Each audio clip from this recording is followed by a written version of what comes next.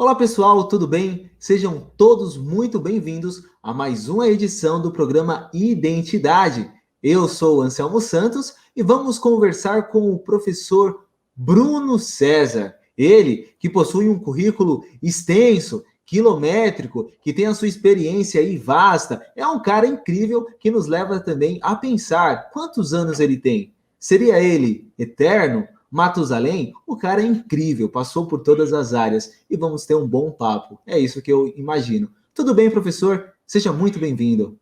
Tudo bem, Anselmo? Obrigado pelo convite aí e ao mesmo tempo pela chamada aí, tá? Fica aí então a dúvida, o questionamento aí, está mais ou menos da capivara que a gente tem. Vamos conversar um Pois pouco é, sobre essa capivara, tá certo? mas é a sua história, né? É a sua história e é sobre ela que a gente vai conversar hoje. Então, conta pra gente, professor, como que você iniciou todo esse seu trajeto, como que foi, como que aconteceu a sua formação?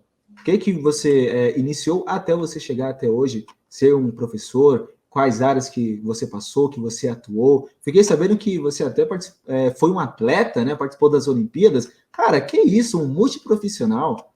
Fala um pouquinho pra gente. Na verdade, eu sempre conto eu faço uma piada que é cachorro. Por que o cachorro entra na igreja? Porque estava a porta aberta. E eu sempre fui assim, desse jeitinho, sabe? Deu oportunidade, a gente ia abraçando, né? Ou seja, eu ia fazendo as coisas. Resumidamente, eu sou de Sorocaba, sou do interior de São Paulo, vim de uma classe média baixa, é, mas pelo menos meu pai foi caminhoneiro por muito tempo, e ao mesmo tempo minha mãe, ela começou como enfermeira, mas na época que era só auxiliar de enfermagem, até chegar a ser professora, ser diretora escolar. Então, eu tive os dois lados da moeda com eles. Eu sempre estudei em escola pública, minha vida inteira, e as coisas foram acontecendo. A primeira delas, assim, eu tive uma família que tinha muito comércio lá na cidade, então eu trabalhei em todos os comércios. Trabalhei muito tempo em videolocadora, por isso que eu gosto de audiovisual e lembro dos filmes. Ao mesmo tempo, Legal. trabalhei em vidraçaria, trabalhei em pizzaria, trabalhei em lava rápido, instalando antenas, durante toda a minha adolescência, até o início, os 2 primeiros anos da faculdade, quando eu vim para São Paulo. E, por sua vez, meu pai, por trabalhar numa metalúrgica como motorista, a gente tinha a possibilidade, lá, Sorocaba é uma cidade industrial por natureza, do uso do SESI, né? Então, é, o esporte veio através do SESI e, a partir daí, eu tinha a oportunidade de treinar várias modalidades. Eu sempre fiz de tudo. Só que, por exemplo, futebol eu sou uma porcaria, mas eu sou um ótimo goleiro e um ótimo batedor de falta. O Rogério Ceni aprendeu comigo, tá certo? Tá certo. Brincadeiras à parte, porque no futsal dava para você ser goleiro linha e assim por diante. E dois esportes que eu levei sempre muito a sério. Um eu gosto muito que é jogar vôlei, mas eu sou um toco de amarrar rabo de jegue, né? Ou seja, sempre fui levantador, né? E ao mesmo tempo foi o Serginho, judô. né? O Serginho. Nossa, quando o Serginho apareceu, eu me identifiquei com ele, sabe? Tive a oportunidade de entrevistá-lo uma vez aqui em Guarulhos. Que Cara, legal. muito gente boa, muito gente boa. E só voltando lá para o esporte, o SESI me possibilitou ir para o judô e para a ginástica olímpica, né? Aí tem uma coisa meio sexista, né? Ginástica olímpica sempre associava assim, não é um esporte de homens, é um esporte de mulheres. Então eu fiz ginástica olímpica durante um certo tempo, mas eu tive uma coisa muito legal. Eu acho que foi o primeiro momento que eu tive cachorro entrando na igreja, sabe? Porta estava aberta. A mulher, assim, o meu professor de judô, ele era casado com a mulher que dava as aulas de ginástica olímpica. E aí ela falava assim: o Bruno é bom, não sei o quê, mas vai para o judô. Então ele me trouxe, na verdade não foi ele que me convocou, foi ela que me dispensou. E a partir daí, o SESI tinha um projeto muito legal chamado Projeto Atleta do Futuro, em que formava, na época, atletas para participar da Olimpíada de 2000 em Sydney. Só que, por conta de motivos políticos, históricos, né, que o SESI recebia um financiamento das indústrias de 1,5% e ele foi encerrado. Né? Eu continuei no SESI até 1995, foi de 1990 a 1996, foram 6 anos, praticamente parte da minha adolescência, né? E acabou o esporte, só que daí eu fui chamado para treinar na academia desse cara, né, o Toninho. Eu já era faixa roxa para faixa marrom, e ele falou: Bruno, vem aqui treinar. Eu não tinha dinheiro para pagar a academia, era o Atlético Sorocaba, né? E ele falou, faz o seguinte, você me ajuda aqui, ajuda a Thelma, que era a esposa dele, faz as coisas aí, que eu percebi que você entende bem de números e tudo mais. Eu sempre fui bom de matemática. Aliás, não sei por quê, minha primeira formação é letras. Eu fui por acidente, né? E Rapaz, com ele... exatas humanas, Não, é sei um cara lá. completo, né? Não, pelo contrário, sou quebrado pra caralho. Sabe? O que que acontece? Com ele, eu tive a oportunidade de subir, né, de patamar, ao ponto de chegar. Eu sou faixa preta primeiro Dan, mas na época eu não tive dinheiro para registrar. Fui árbitro, é, Confederação Brasileira de Judô, CBJ e FIGE Internacional. Só que eu não tive dinheiro para registrar, então eu sou primeiro Dan. Tá? E com o judô eu tive a possibilidade de, como atleta, de chegar ao patamar de seleção brasileira. Tive a oportunidade de ir para o Mundial de Judô em 97, que foi em Olha Paris. que legal. Só que eu sofri uma lesão na seletiva. E quem pagou tudo foi o Toninho, por causa que eu dava aula já em academia, eu tinha 16 anos e tudo mais, eu dava aula numa academia e dava aula em outra academia numa cidade perto de Sorocaba, Araçoiaba. Então, as oportunidades iam acontecendo, sabe? Eu tinha um amigo meu, o Chicão, um cara que eu gosto muito de coração, ele falou, olha, da minha academia em Araçoiaba, à tarde, para dar aula para crianças, tá difícil a situação. Você pode ir lá cobrir? Opa, dinheiro que a gente mais quer, né? Daí eu fazia isso. Então, treinava, era atleta, mas eu sofri uma lesão, rompi aqui o acrômio, que é um osso aqui. Eu trinquei 2 vezes essa clavícula, aqui foi exposta. E eu não pude ir, só que eu tinha pagado, na verdade o Toninho tinha pagado a possibilidade de eu viajar, e eu acompanhei o tour pela França. Né? Aí eu tive a oportunidade de ir para a França, bonitinho e tudo mais. E por que eu acabei indo? É uma outra situação.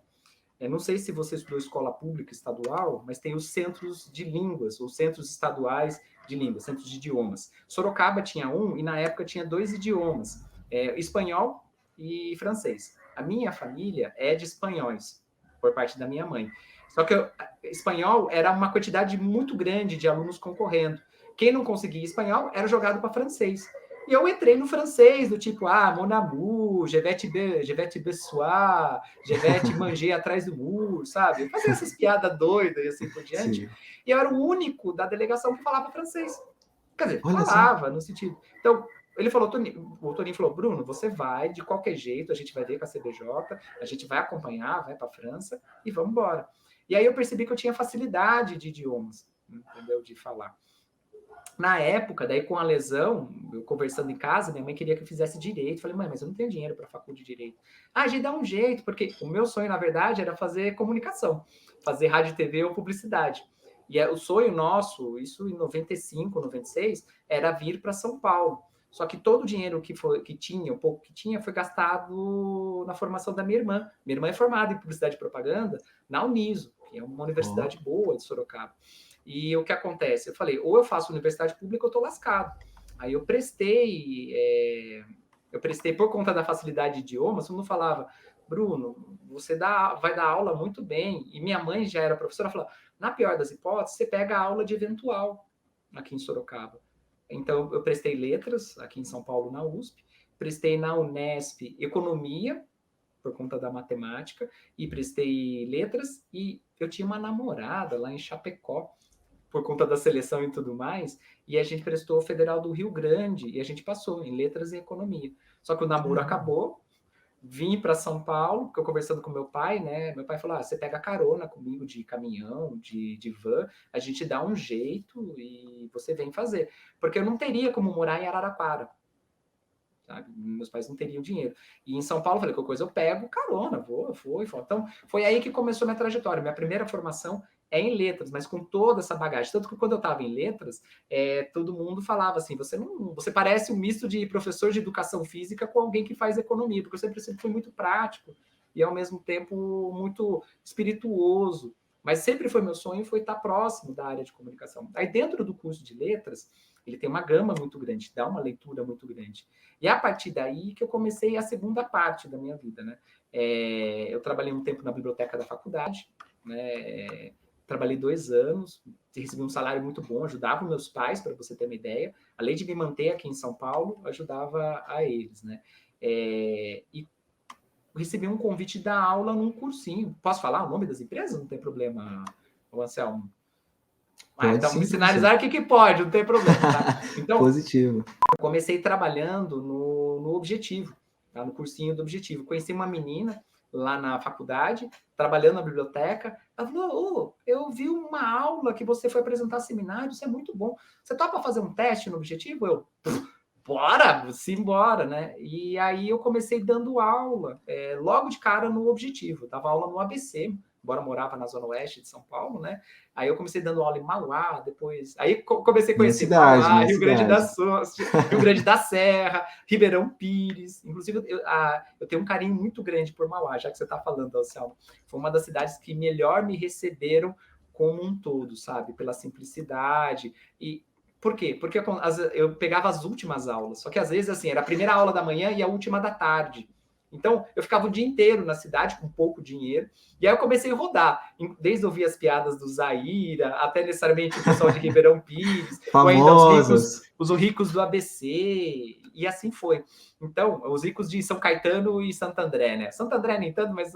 Então, comecei aprendendo essas coisas, sabe? Aí comecei trabalhando no Objetivo, e a partir daí foi um trampolim. O meu primeiro trampolim foi a seguinte situação. O Objetivo do ABC foi aí que eu entrei em comunicação. Estava fazendo um programa chamado Vestibulando Digital na TV Cultura. E os professores do cursinho, que eram os bambambãs, eles estavam gravando. Uma professora de português passou mal e não tinha mandado a pauta. O que aconteceu? O que está aí para revisar? Eu estava em Santo André, nunca me esqueço disso. Tá o Bruno. Mas o Bruno é louco, né? Porque eu dava aula num cursinho de substituto, né? Então eu tinha que fazer a aula mais divertida possível. Aí eu revisei, sabe? Mas revisei como se fosse, assim, como usuário. Eu sempre falo para os alunos de rádio e TV, de audiovisual, de multimídia, assim, eu uso minha experiência de usuário, de consumidor. Eu sempre falo que você tem que ter esse repertório, é necessário ter esse conhecimento de consumo, tá? Perfeito. E eles falam, pô, gostamos aqui da revisão, você topa acompanhar lá nos estúdios?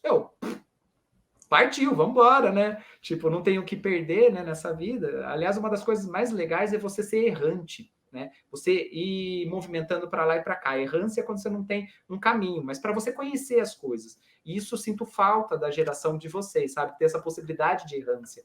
Né? Isso eu estava na faculdade, eu estava terminando a faculdade. Porque o curso de letras é 4 mais 2. O Peregrino seria o seu filme, viu? Pode ser, porque assim, são 6 anos. Minha primeira graduação eu levei 6 anos, que é 4 de bacharelado e 2 de licenciatura. Eu tenho 2 faculdades dentro do curso de letras.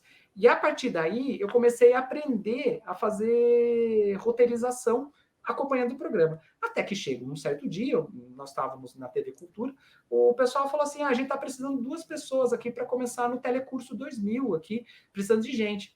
Tem o Bruno e tem uma menina chamada Cassiane, que dava aula de Química.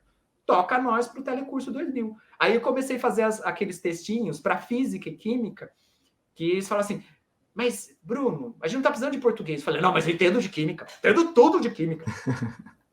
Na verdade, eu tinha a Cassiane para me ajudar, né? Aí, sabe aquele textinho? É a hora da revisão. Quem fazia esse textinho era eu, sabe? Que legal! Entende? Foi aí que eu comecei tendo esses contatos, sabe? A partir daí, depois saí do Objetivo, terminou meu contrato, fui para outras escolas de educação básica e, ao mesmo tempo, ficou sempre esse gostinho de trabalhar com comunicação, né? Daí fui para o Etapa, depois fui para o Ângulo, na sequência dei aula no Colégio da Polícia Militar, depois eu dei aula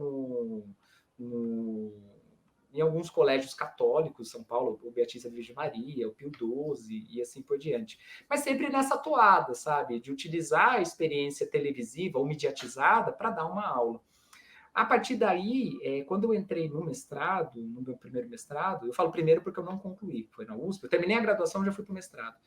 Aí pintou o convite de ir para trabalhar na Fundação Bradesco, né? Eu fui revisor, corretor de prova, e fui trabalhar lá em Tocantins, acompanhei a implantação lá do conteúdo. E aí deslindou, sabe? Fiz um projeto, trabalhei 2 meses lá, na sequência me chamaram para trabalhar na Secretaria de Educação do Estado de São Paulo, num projeto chamado Rede do Saber, em que eram professores de faculdades, ou melhor dizendo, de universidades públicas, que davam aulas de formação para os professores da rede pública estadual. né? E aí eu comecei entrando no estúdio, era uma coisa muito, sabe, mais ou menos essas câmeras baratas que você tem de monitoramento que vira para lá e para cá, era isso. E aí eu tinha que fazer a pauta ou acompanhar o que estava sendo falado no chat, porque eu sempre digitei muito rápido. E essa experiência veio da locadora, sabe? Sabe? E Lá na aí, sua infância, né? lá Lá na na minha sua infância, lá na infância, olha que infância, legal. lá na infância.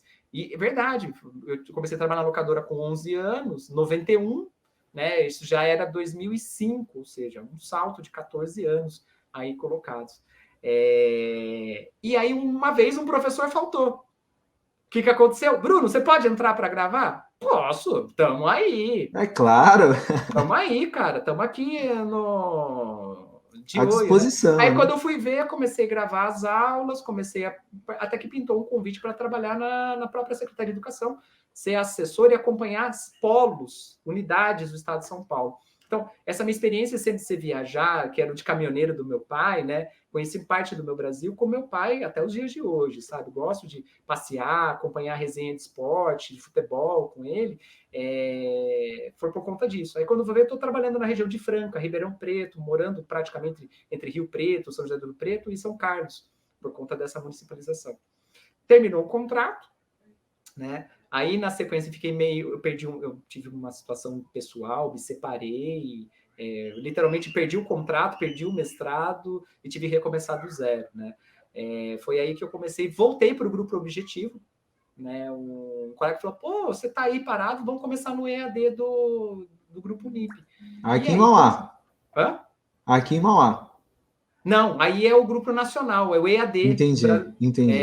Porque eles, pô, a gente conhece você do cursinho, Uhum. a gente já viu suas aulas, pô, nem precisa. Eu comecei como tutor, comecei do zero. Tutoria, atendendo o telefone, conversando com o aluno xingando, falando, reclamando. Normal. E tanto que na minha mesa tinha assim um aviso assim, em caso de emergência quebre, sabe? Ou seja, aquelas coisas mais BOs do mundo, a gente dava conversa com todo mundo. Então, foi esse percurso. E aí, ao mesmo tempo, já estava no ensino superior, né? Tem um salto muito grande, mas sempre foi entre comunicação, essa parte de experiência EAD e essa parte de negócio. Isso já é 2007, 2008, quando eu começo a viajar pelo Brasil pela abertura de polos, conversar com os alunos, dar palestras locais, dar direcionamento para os parceiros regionais, até 2015, né? 2015, 2016. Aí fui para várias instituições. Sempre a Unip foi minha base, né? E da Unip fiz o meu mestrado, toquei o meu doutorado, embora ele está em processo de finalização, mas acho que ele está mais me finalizando do que finalização mesmo, né? Porque ele está trancado. Mas aí tive toda essa experiência, gravar teleaula, acompanhar a produção executiva, verificar os professores. E aí fui para outras instituições como a Unopar, a própria Anhanguera, trabalhei um tempo na Cesumar, que é de Maringá, no ENIAC, em Guarulhos, até chegar hoje onde eu estou na FAPCOM. Aí, toda aquela coisa que eu sonhava, institucional, de ter poucos alunos, no sentido de ter aquele trabalho, pesquisa, acompanhamento, é onde eu estou com a FAPCOM.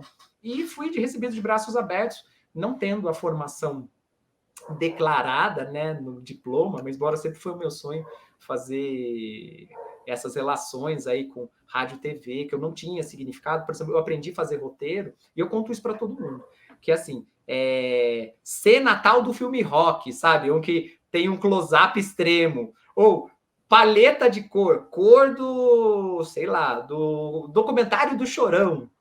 Eu fazia roteiro assim, sabe? Daí eu fui organizando o meu conhecimento com a ajuda, obviamente, do Wellington, do Fernando, do Eric, desses meninões, transformando isso em conhecimento de produção executiva, que eu tinha, mas de forma indutiva pelo conhecimento de empreendedorismo, contas, assim por diante. Então, é um processo que não tem explicação, tanto que eu não consigo explicar hoje o que eu faço mais na Unip, sabe? Eu acompanho todos esses processos e na FAPCOM utilizo tudo isso para poder desenvolver com os alunos, trabalhar com iniciação científica, desenvolver as ideias mais loucas de programas, para fazer pelo menos, e eu acho que é a coisa mais legal, que é transferir esse conhecimento, transferir essa experiência, que nos dias de hoje ela está muito digital, e a gente deixa um pouco de lado, isso que até a gente defende na própria FAPCOM, esse contato pessoal, sabe? Ou essa troca de experiências. Mas foi todo esse percurso, até chegar mais ou menos na Fapcom, entrei em 2016, estou até os dias atuais, como também na própria Unip, e eu desenvolvo algumas atividades no Conselho Estadual de Educação, que daí é verificação de pareceres, processos, junto a cursos técnicos. Meu sonho lá em Sorocaba era fazer curso técnico, mas era muito difícil entrar. Aí, ironia do destino, hoje eu avalio cursos técnicos do estado de São Paulo inteiro e tudo mais. Então, são coisas que vão acontecendo e que eu sempre falo que a gente precisa dar esse movimento, sabe? Não vou falar difícil, mas quando a gente pensa um pouco em psicologia ou movimentos pessoais e tudo mais, quando a gente está com um desejo, seja ele consciente ou inconsciente, as coisas vão nascendo aos poucos. Não vou discutir aqui que todo mundo tem oportunidade, aquele papo de riqueza, todo mundo é nota 10. Não, a gente tem certas limitações e, infelizmente, a gente tem algumas regras sociais que nos tolhem. Mas tudo que é possível e tangível, quando a gente tem esse desejo, as portas vão se abrindo ou as fichas vão se encaixando aos poucos. Então, foi mais ou menos essa trajetória, assim, sabe? E aí eu tento trazer isso, essa experiência do atleta. Eu sei que a gente, queira ou não, traz uma bagagem de as camisas de futebol, falar um pouco sobre marketing esportivo, mas no fundo, a vida é um bom bate-papo no bar, sabe? E a gente vai trazendo essa experiência como um todo. Entendeu, Anselmo? Resumidamente, falei bastante, mas essa foi minha trajetória e tem sido até os dias atuais. E aí, pessoal, conseguiu anotar toda essa história aí? Pois é, quando eu falei que ele tinha um currículo extenso, quilométrico, eu não estava brincando. Então, professor, fala pra gente quais são as disciplinas ou qual que é a sua função hoje na Fapcom. Porque você falou de todo um plano geral, né, que é a sua história, mas para o pessoal que está nos assistindo, identificar quem é, o que aula dá esse cara incrível, esse cara aí que tem uma riqueza em relação à experiência, em relação à passagem por diversas áreas, de diversos setores. Qual que é a disciplina que o senhor dá hoje na Fapcom? Ou quais são elas, né? Só para o pessoal de casa se ambientar, quem está nos assistindo. Claro, eu estou em duas disciplinas assim muito bem calcadas, que seriam respectivamente empreendedorismo, né, economia criativa e empreendedorismo, dependendo do curso, muda o nome, né, em especial no pessoal de rádio, TV e audiovisual e multimídia, como também transmídia, né, ou seja, a transformação de certos formatos em diferentes plataformas, em diferentes cenários. Também atuo em disciplinas como administração e gestão em audiovisual, ou ainda em roteiro audiovisual. Mas dependendo do semestre, eu também estou em tópicos. Para o pessoal de filosofia, aí eu dou educação de jovens e adultos, didática, até por conta da bagagem na formação de letras e na formação de pedagogia que eu tenho e tudo mais. Então, dentro da Fapcom, eu passo por vários cursos, mas eu estou mais com o pessoal de rádio e TV, pessoal de audiovisual e pessoal de multimídia, lidando, pelo menos, assim, ajudando naquele processo do projeto final ou do TCC. Projeto final para o pessoal de audiovisual e multimídia e TCC para o pessoal de rádio e TV. Ao mesmo tempo, trazer um pouco essa gama de assuntos. Esse semestre tive a oportunidade de trabalhar com o pessoal de jornalismo e rádio e TV, e aí eu tentei trazer, até por conta da dinâmica da disciplina, diferentes assuntos, que iam desde turismo até falando sobre sexualidade, de produtos, de economia e assim por diante. Então, são essas as situações em que eu estou, tá? Aí. Mas eu não sou, por exemplo, como os meninos, como o Renato, que lida com roteiro. Aliás, tem também uma disciplina chamada Ética e Legislação também, que eu trabalho, tudo mais. O Renato, posso estar falando o nome de professores aí que você conhece, que para quem está assistindo, o Wellington, que trabalha já com produção, o Érico, o Fernando, e assim por diante. Então, tô aí, viu, Anselmo? É isso aí. Mas se precisar também bater um papo de iniciação científica, trocar ideia aí, estamos aí presencialmente e virtualmente para poder ajudar. Experiência não falta, né, professor? Vivência também não, né? Então, pode vir que o papo é variado, né? Não tem erro. Sim, a gente acolhe todo mundo, né? Nem que seja para conversar na nossa situação presencial da esfirra da cantina, ou até mesmo... aquele croissant. Que isso. Que saudade, que saudade, que saudade. Nem fale. Olha, pessoal, eu vou até fazer uma recomendação aqui. Pega um caderno, anota tudo isso que o professor está falando para no final a gente fazer ali uma enquete, um quiz, tentar acertar qual a idade desse homem, desse herói sem capa, né? Que passou por tudo que a vida tem a oferecer e até hoje a gente tem a possibilidade de ter esse cara vivo, né? Presencialmente lá na Fapcom.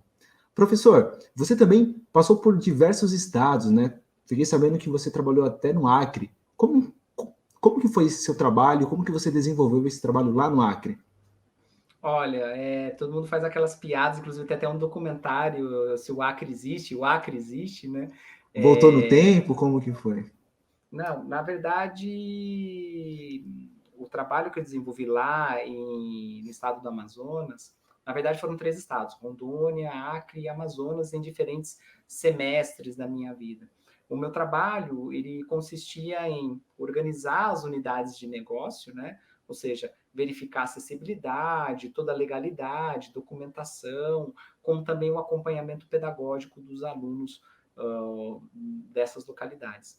E para mim foi um exercício assim de aprendizagem, de humildade, no sentido de perceber como muitas vezes a educação ela e como o Brasil tem violências silenciosas. Todo mundo fala que o Brasil é um país cordial. Ele é cordial porque às vezes nós temos pessoas violentas demais e pessoas dóceis demais, né? E para mim essa experiência lá no Acre, em especial, e também em Manaus e Tabatinga, né, na divisa com a Colômbia, né? É, foram locais em que eu percebi que muitas vezes o jeitinho brasileiro imperava, mas também tinham muitas pessoas muito sofridas, muito doloridas com as suas histórias de vida, com as dificuldades, e como elas apostavam na educação para tentar conseguir um cargo na prefeitura, não importa se era concurso ou quem foi eleito, mas já é uma aula de sociologia básica do Brasil. Ao mesmo tempo, pessoas com históricos e histórias delicadas, né, em especial onde eu parto, né, que é a área da educação, muitas mulheres que acabaram de se separar, muitas pessoas trans ou do universo LGBTQI+, que na época ainda não tinha essa quantidade de letras, mas que tentavam sair de trabalhar de telemarketing ou de atendente de padaria e buscavam essa possibilidade, e de perceber que o mesmo Cosmo que estava lá em Cruzeiro do Sul, em Acrelândia, como também em Sena Madureira, é o mesmo que a gente vê aqui na periferia de São Paulo, ou até mesmo em determinadas regiões da minha querida Sorocaba, ou de Mauá, de Santo André e assim por diante. Então, a lição que se observa, assim, o Acre só tem distância em relação daqui. Tem menos estrutura do que o estado de São Paulo, do que a cidade de São Paulo e do seu entorno? Tem. Mas a gente vive numa situação assim bem delicada, mas ao mesmo tempo, como todos tentam sobreviver do dia a dia. Eu acho que isso que a gente leva. Eu digo a gente tudo porque não estava sozinho, eu estava com outras pessoas que passaram por lá. E como isso foi um desafio muito grande entender, não trabalhar com certos preconceitos, né? Preconceitos de eu estou achar que eles são coitados, não se esforçam, não dão os seus trambiques, dão o seu jeito, sabe? Eu sempre gosto de dizer que Memória Sargento de Milícias é uma grande e O Cortiço são 2 livros que são um resumo do brasileiro, tá? No sentido de enganar, no sentido de briar, de se enganar, de se esforçar e assim por diante. E óbvio, o movimento do estudo, o movimento da busca do dinheiro e da sobrevivência aí como um todo. Tá? Então, essas lições que eu levo, e obviamente a relação com a natureza, da parada do tempo, do desacelerar, da dificuldade de internet. Eu tive uma situação em Tabatinga em que nós ficamos 2 dias sem internet, só via satélite, por conta de a cheia do Rio Negro fez com que 2 cabos de conexão de internet fossem cortados. E você acha que lá está atrasado. Daí você fala, não, por conta de um problema da natureza. E o que você faz em 2 dias? Eu praticamente pedalei por Sena Madureira, atravessava Sena Madureira, Colômbia, ia para Letícia, a pé, de bicicleta e tudo mais, e percebi que algumas coisas que são assustadoras para quem mora em São Paulo, para eles é a coisa mais natural do mundo. Às vezes, a quantidade de motos que existem por lá. Eu sei que, por exemplo, lá em Mauá, ou quando a gente observa aqui onde eu moro, com todo orgulho do mundo aqui em Guarulhos, ou quando eu observo Arujá, às vezes todo mundo guarda seu dinheirinho para comprar motinho, para poder dar o rolê no final de semana, entendeu? Então, essas coisas, assim, faz com que você... E aprendi muito lá, essa leitura de mundo. No demais, são pessoas tão normais quanto. Muda a arquitetura, muda os estilos e assim vai. Professor, nessa nossa conversa já percebemos que você é um cara que gosta muito de estar presente, fazendo acontecer, um cara muito mais mão na massa. Mas com essa chegada da pandemia, a gente meio que se restringiu a esse contato humano, a esse presencial, né? A esse estar presente. Como que você se reformulou? Você sendo esse cara que realmente gosta de fazer acontecer, é um cara mais tato, né? Como que você se reinventou e principalmente nas suas aulas para se adaptar a esse novo cenário e principalmente, né? Que acredito que não só no Acre, mas com essa chegada da pandemia, você também teve outros problemas em relação à rede, a cabos, a conexão, a banda larga, né?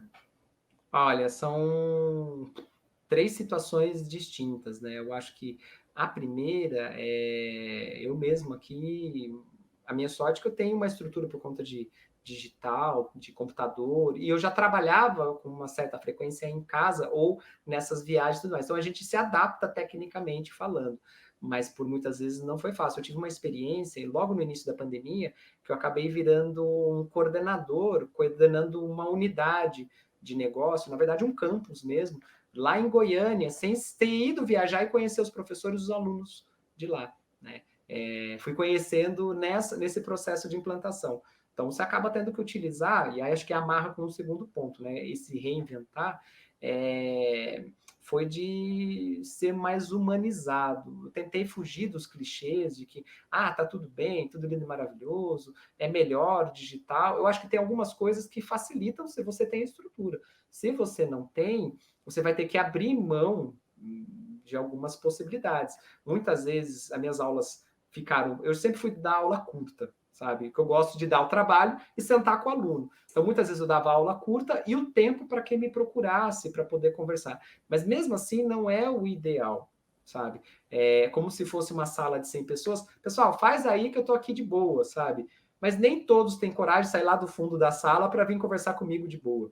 Por outro lado, muitas pessoas te usam, te abusam. Então, esse equilíbrio de percepção não foi fácil, porque você não tem essa experiência de observar certos movimentos silenciosos. O que seriam esses movimentos silenciosos na sala de aula e no digital não tem? Aluno que chega atrasado, mas não é que ele chega atrasado e isso te atrapalha. Não, às vezes você vai lá trocar ideia, e aí, tá trampando, e aí tá com dificuldade em casa, você observar alguém com olheira, ou ainda por cima perceber que a pessoa tá meio atordoada, sabe? E aí isso se transforma nas observações para quem pode colocar em câmera, para quem pode falar. Então, sempre tentei trazer algumas atividades que a gente chama na psicologia, na psicanálise, de pôr de si. Ou seja, você doar o que você tem de melhor, tá? Então, muitos doaram muito bem porque entenderam aquilo como uma atividade acadêmica. Eu sempre entendi, e até nas minhas avaliações, eu sempre fui tranquilo com notas, sabe? Eu gosto de dar os feedbacks, mas para ajudar a pessoa. Se ela entendeu ou não, ela vai me dar um sinal de vida. Então, essa foi a reinvenção. Tentar observar pela escrita, tentar observar pela compreensão de mundo que essa pessoa traz. Então, tentar entender o outro, mas no exercício silencioso que a gente fazia presencialmente. Então, por exemplo, você está fazendo aí assim, mas eu sei que lá no fundo, às vezes alguém pode ter brigado com a namorada e está assim no celular. Algo que algum professor vai achar assustador. Eu, por exemplo, nas minhas aulas, presenciais como digital, eu falo, cara, material é com consulta, pode mexer no celular, pode fazer o que bem entender, porque eu sei que vai pintar alguma dúvida. Eu Entende? E vivi é isso. essa dúvida que vem, entende? Então, é essa tentativa que faz. Mas muitas vezes, até por conta da cultura escolar que a gente tem, eu sempre falo que é uma cultura muito de devoção, né? Você tem que dar ao seu corpo a atenção. E, na verdade, às vezes sua cabeça está girando doidamente um monte de coisa, sei lá, ir embora, pegar o horário do trem. Aliás, eu sofria muito quando dava aula em Mauá, porque eu dava as 2 últimas aulas, eu tinha que correr lá onde era o objetivo, para ir no trem e não pegar o atrasado das 11h10. Porque se eu pegasse das 11h30, eu chegava na Barra Funda meia-noite e 30. Aí eu não tinha ônibus para pegar para ir para casa, onde eu morava no Butantã.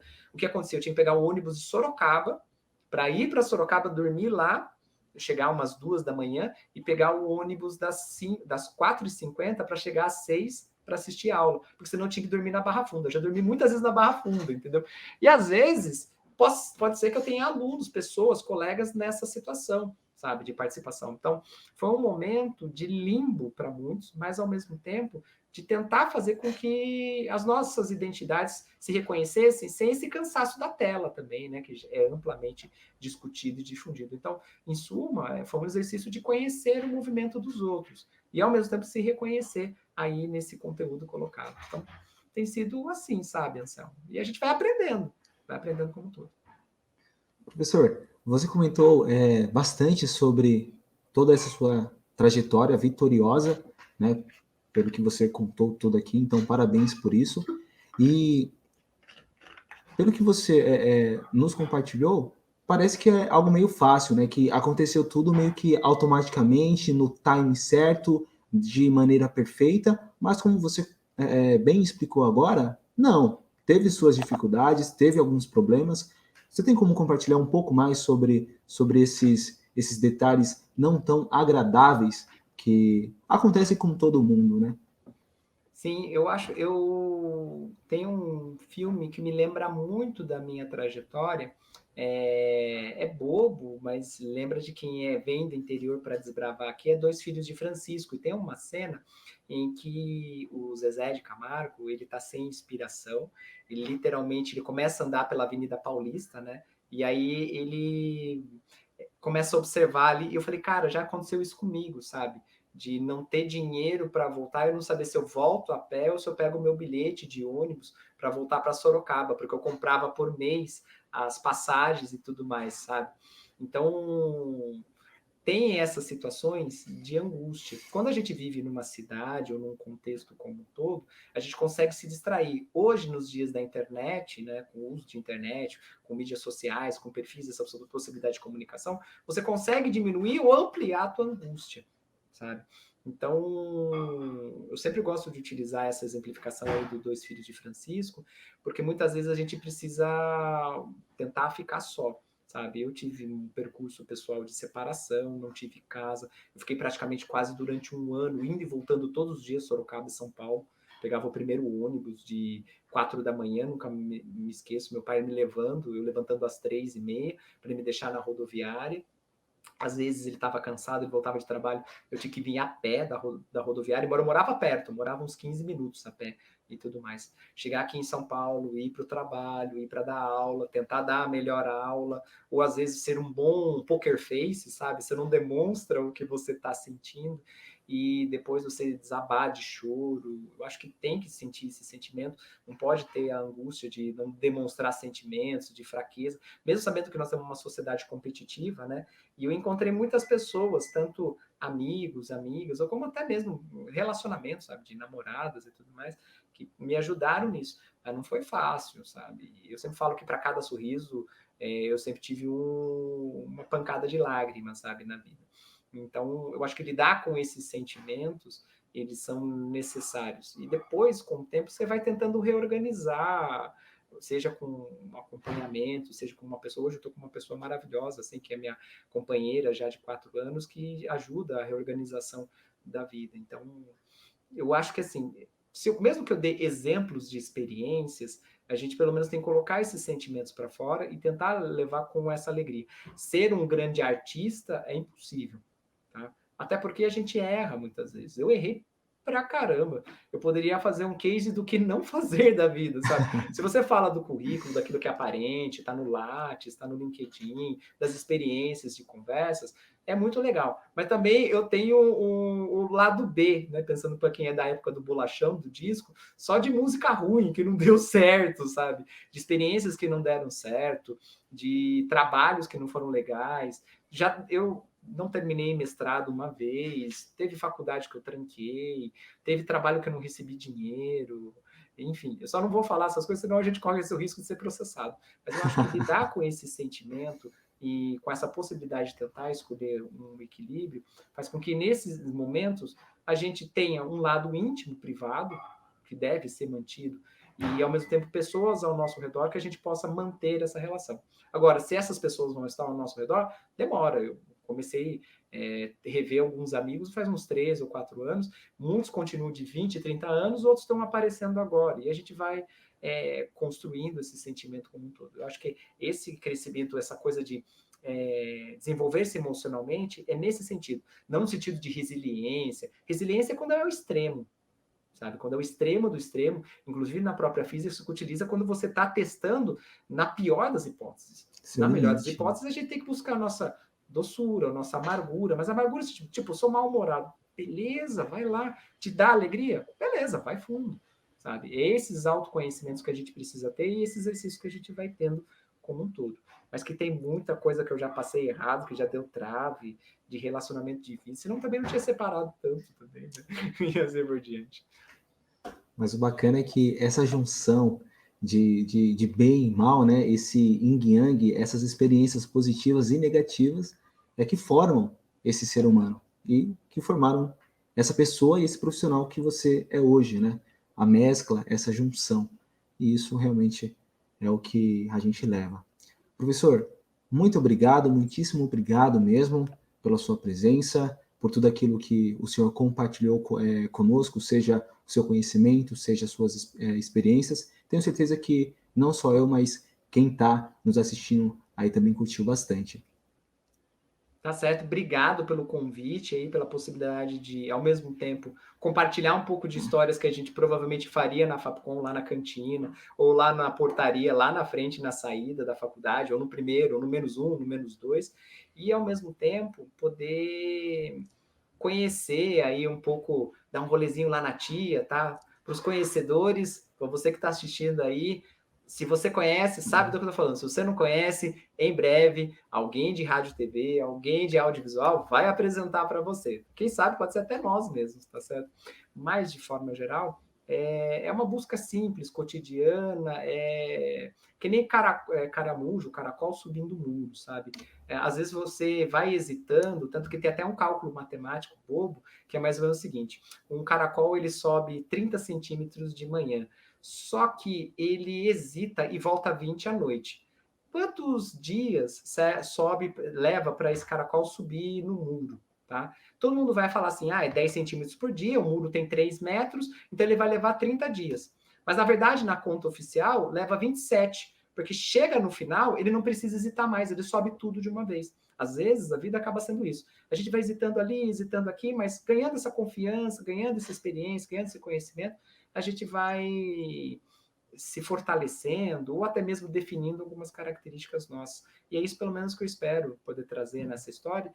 Falar que é bom se emocionar, é bom ter os sentimentos, conhecer cada um deles e se encontrar nesse mundo que não é fácil, não é mamão com açúcar, e quem está com a vida ganha, literalmente está querendo ganhar mais ainda, tá? Então que a gente busque pelo menos esse equilíbrio, independente seja na religião, seja no consumo de produtos culturais, seja fazendo atividade física, enfim, ou fazendo nada também. Tudo isso é a possibilidade. Então, agradeço, viu, Anselmo?